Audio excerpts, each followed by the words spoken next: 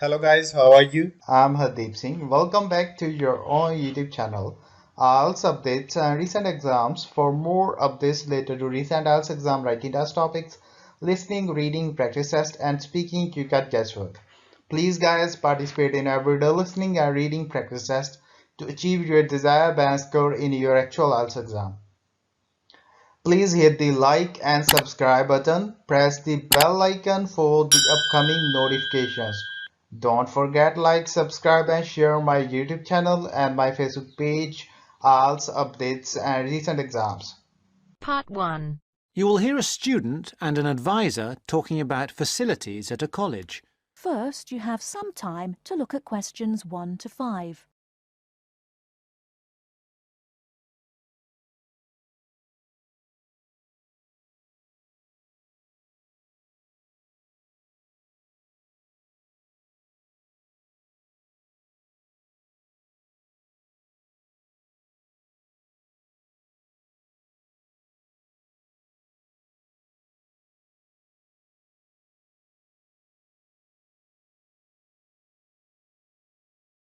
Listen carefully and answer questions 1 to 5.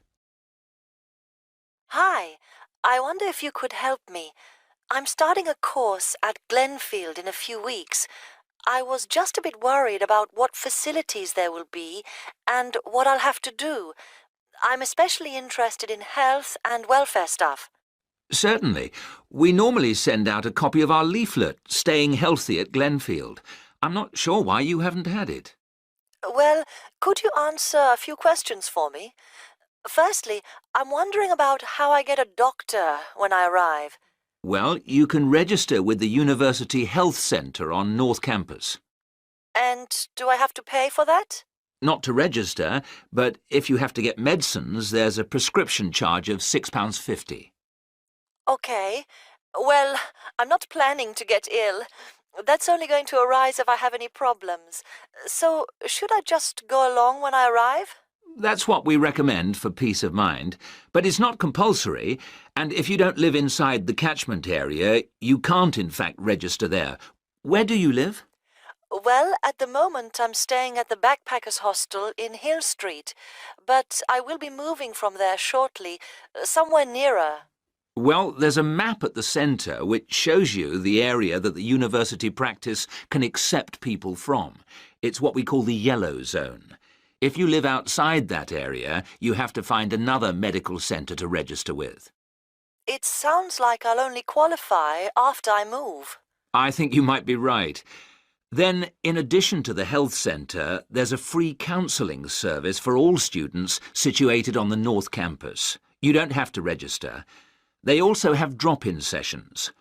I say it's free, but that's only for up to 8 sessions. Beyond that, they normally refer people elsewhere. Sounds serious. Well, it's not just for big problems. People go there for advice on housing, workload, whatever, really. They can even arrange financial help. Is it confidential? Absolutely. Then again, a lot of students prefer to phone the Nightline service, which is run from an office on the central campus. They don't really encourage people to drop in. I see.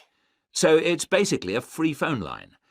The number, if you want to make a note, is 0900 762 5913. I'll say it again. 0900 762 5913. Fine. Well, I hope I won't need any of these.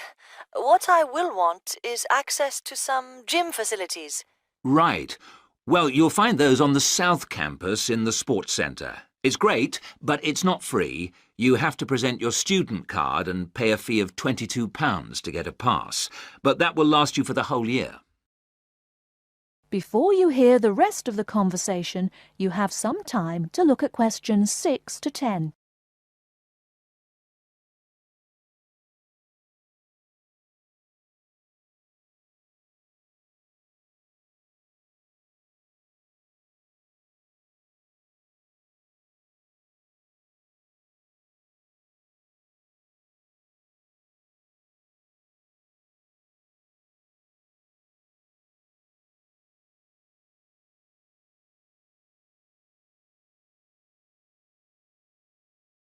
Now listen and answer questions 6 to 10. Is this information on the website? I'm afraid not. I can send you some leaflets or even resend the whole information pack if you give me your details. Could you send the whole information pack, please? Yes, that's fine. I'll have to take down some details. Could you tell me your full name? Sonia Orr. S-O-N-Y... No, I'll spell it. S-O-N-I-A. Then Orr is O-R-R. Orr. OK. And you said you were on Hills Road? Yes, but don't send it there as I'm about to move. I'll give you my new address, which is 22 Winter Gardens. That's Glenfield. And the postcode? Oh, yeah. That's GF23 9BQ. Fine. Now, we're doing a bit of data collection about who uses our services at the moment. Can I just ask a few more questions? Yes, that's fine. OK. If you're an international student, what country are you from? I'm from Switzerland. And how old are you? I'm 24. And finally, which course are you enrolled on? Right. Well, that's a bit complicated, since I'm hoping to switch to economics and history. But at the moment... I'm down to do economics and sociology. It's a joint degree. OK, I'll put that. Great. Well, I'll pop the information pack in the post, and you should get it soon. That is the end of part 1. You now have half a minute to check your answers.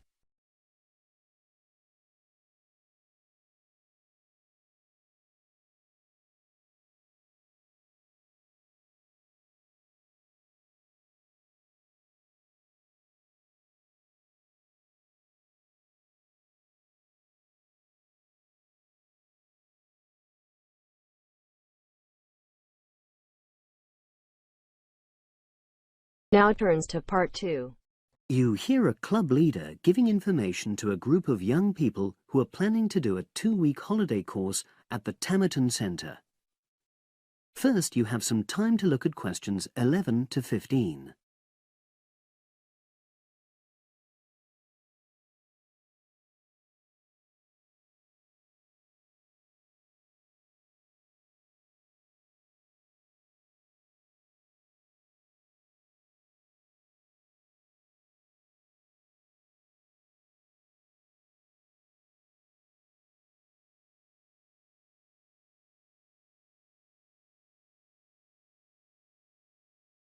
Now listen and answer questions 11 to 15.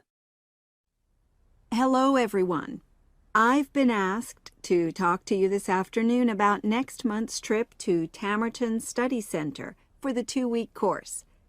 Now, some of the things I'm going to say you may have already heard or read about, but I think it's important to emphasize a few key points. First of all, it's worth reminding you why Tamerton was set up in the first place, in the late 1960s. That was really before all the concern with preserving the environment, which everyone talks about these days.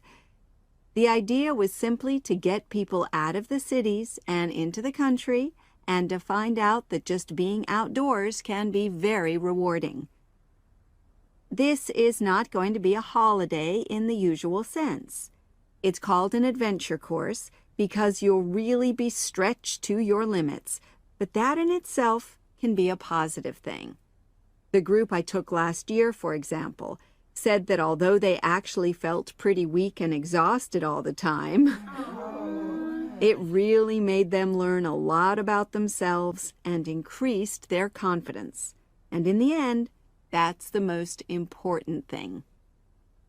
Now, all of you knew about policies at Tamerton before you signed up for it, so you know that in many ways it's quite old-fashioned. You don't have a lot of choice in what you do. But something which I think makes the place so special is that you get to try so many different things every day. For instance, one day you'll do climbing, and the next you'll be surveying rock pools. It's not intended that you become an expert in any of them. It's more like a taster, which you can follow up if you want. And there isn't a lot of free time. Organized activities and talks, etc., go on until 9 p.m., and lights go out at 11 p.m. There are table tennis tables with all the equipment and board games, though I have to say the pieces often go missing, so it's a good idea to take your own. There's a DVD player with a good selection of films suitable for this age group, so don't take yours. Bedtime at 11 p.m. is strictly enforced, and there's a good reason for this. You're all under 18, and we organizers need to know that all group members are accounted for in the house as we close for the night. And of course, you'll be so exhausted anyway that you'll be too sleepy to want to cause any trouble. Now you have some time to look at questions 16 to 20.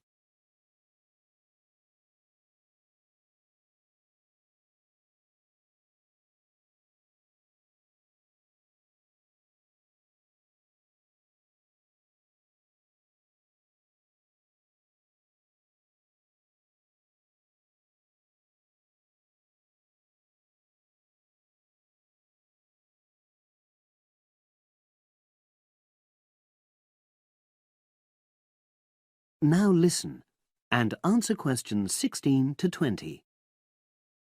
Now, what should you pack? The information sheet tells you a lot about what clothing to bring. But what about other things? Well, Tamerton House has its own small shop, but anything there is several miles away, so you won't have many opportunities for buying supplies.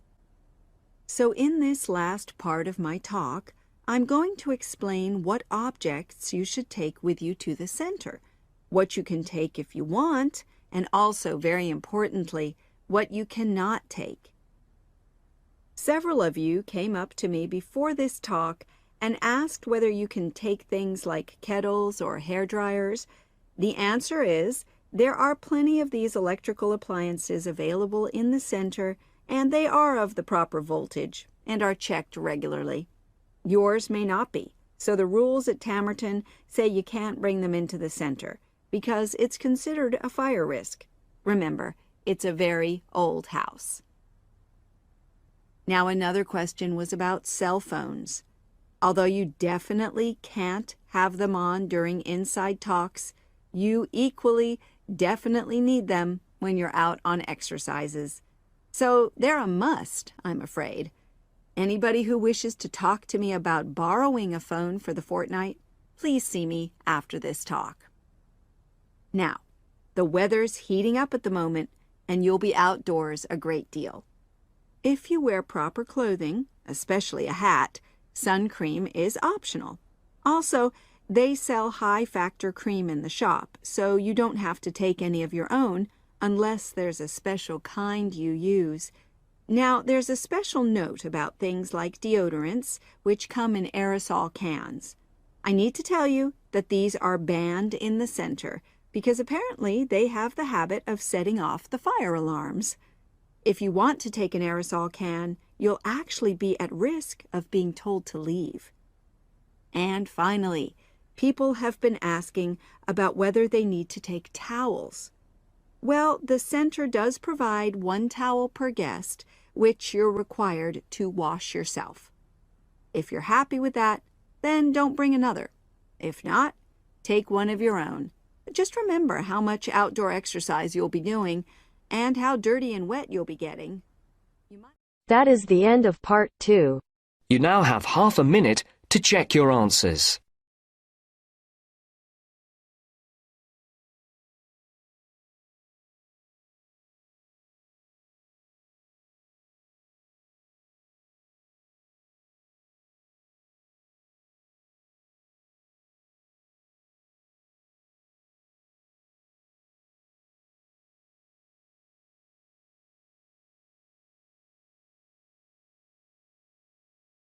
Now turns to part 3.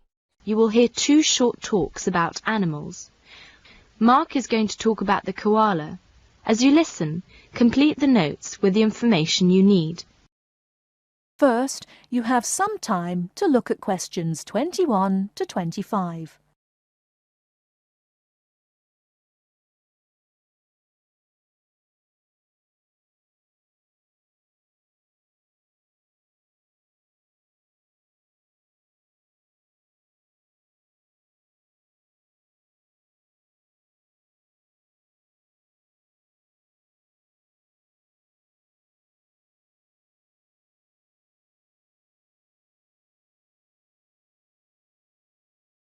Now listen carefully and answer questions 21 to 25.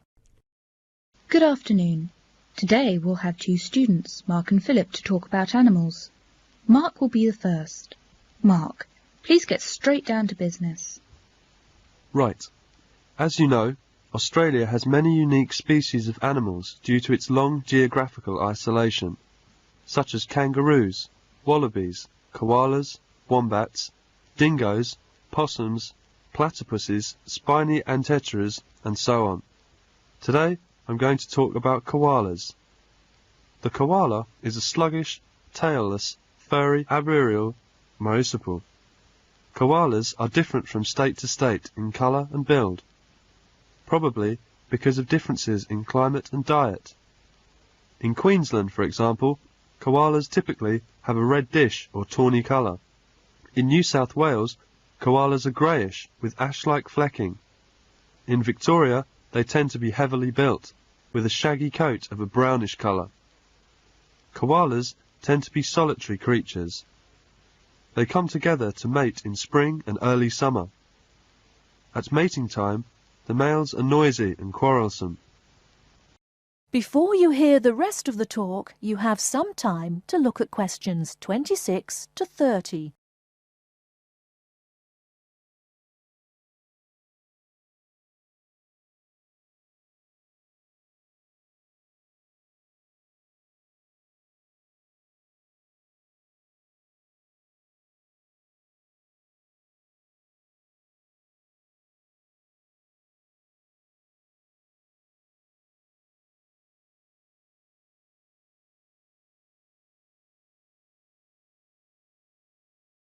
Now listen and answer questions 26 to 30. Baby koalas are born approximately 35 days after conception. Although furless and weighing only half of a gram, the baby koala climbs into the mother's pouch unaided. 6 months later, it leaves the pouch. By now, the baby koala is fully furred, and the mother carries it on her back or cuddles it to her chest for another 6 months. Normally, koalas have single babies, and twins are rare. Koalas become mature completely after 4 years, although the female is sexually mature at about 2 years. Koalas only eat gum leaves and drink no water. The Aboriginal word koala means no water. But of the 500 eucalyptus species, koalas eat only about 13. The koala's digestive system enables it to survive on a diet of gum leaves, which consist largely of fibre, which have a very low protein content. An adult koala eats around 1 kilo of leaves a day. In the wild, it is thought that the koala lives for about 10 years, although koalas in zoos may live for 20 years. The fully grown female koala measures about 60 centimetres. Males are bigger, measuring about 80 centimetres and weighing 13.5 kilograms. The koala has 2 thumbs on each forepaw, opposed to 3 fingers. In climbing, it grips mainly with these, and uses its rear paws for a toe hold in a swift jumping action. It seems that koala may not always have looked as they do today. A recent discovered fossil jawbone indicates an animal almost twice the size of today's typical koala. Also, it may have kept to the ground and even knocked over small trees. Thank you, Mark. It's an interesting talk. Koala is my favourite animal. It's lovely and cute. Philip, now it's your turn. That is the end of part 3. You now have half a minute to check your answers.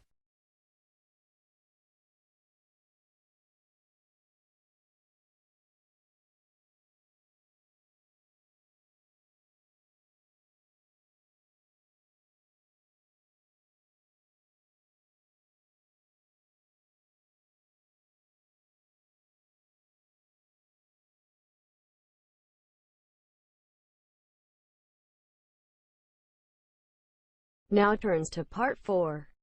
You will hear a short news item. Fill in the gaps in the summary below with the correct word or phrase according to what you hear. First, you have some time to look at questions 31 to 40.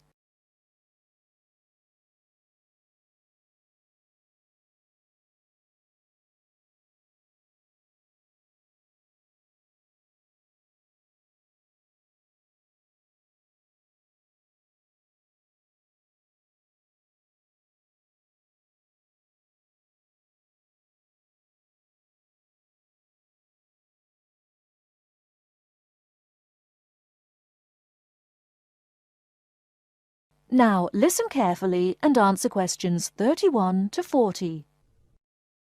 The police are continuing their investigations and, based on new leads, expect to make an early arrest. The drought in northern THR continues to worsen, with tens of thousands of hectares of once lush pastoral land having now been without a single drop of rain for over 11 months. Farmers from the stricken region are beginning to despair, with meteorologists predicting that the drought is unlikely to break before Christmas. Many farmers have begun shooting their worst affected cattle, and in some cases entire flocks of sheep have been destroyed. These measures, tough and cruel though they may seem, are essential to prevent a possible outbreak of widespread disease. It is not only farm animals that are in trouble. Environmentalists are also concerned that the lack of water in rivers, lakes and streams will mean more native animals in the bush will die, unless rain comes soon. They believe the drought could have a lasting effect on the populations of such native animals as kangaroos, wallabies and koalas. Our reporter, Colin Harrison, is in Vance, talking with long-range weather forecaster Joseph Singer. Over to you, Colin. Joseph, can you give any indication as to when we might receive some rain in the affected regions of THR? Well, it's hard to say, of course, but I'm confident that the drought will break within approximately 2 months. If you look back at the data kept of previous periods of drought, over the last 100 years or so, you see a cyclic pattern of severity developing, and we're now at the short end of the last cycle. I'm fairly certain that we'll see some rain either just before or just after Christmas. Let's hope so. Thank you, Joseph. Colin Harrison from the very hot and dry town of Vance in northern THR. Meanwhile, at the CSIRO laboratories in Ottawa, encouraging developments have recently been made in the process of cloud seeding, a process by which clouds can be forced to make rain, and research scientists are to begin conducting trials of a new technique involving lasers later this month. If successful, the state government will be asked to contribute up to $5 million to establish permanent cloud seeding stations in areas most likely to be affected by drought in the future. For many farmers, though, any breakthrough will have come too late. Every week, more farming families are being forced to sell their homes, unable to survive financially, with little or no income to support them. A special assistance fund has been set up to help drought-stricken families. If you would like to send some money, you can do so by calling this number now, 001 43 8172. I'll repeat that number, 001 43 8172. That is the end of part 4. You now have half a minute to check your answers. So guys, don't forget like, subscribe and share my YouTube channel and my Facebook page, IELTS updates and recent exams. For more updates related to recent IELTS exam writing test topics, listening, reading, practice test and speaking, you got guesswork. Please guys, participate in everyday new IELTS listening and reading practice tests to achieve your desired band score in your actual IELTS exam. For more IELTS material, visit my official website www.ieltsupdatesandrecentexams.com. The link is given below in the description. If you need PDF files of latest IELTS material, then please join my Telegram channel. So guys, please write your score below the comment section. Again, thanks for listening. God bless you all guys. Stay tuned, stay safe.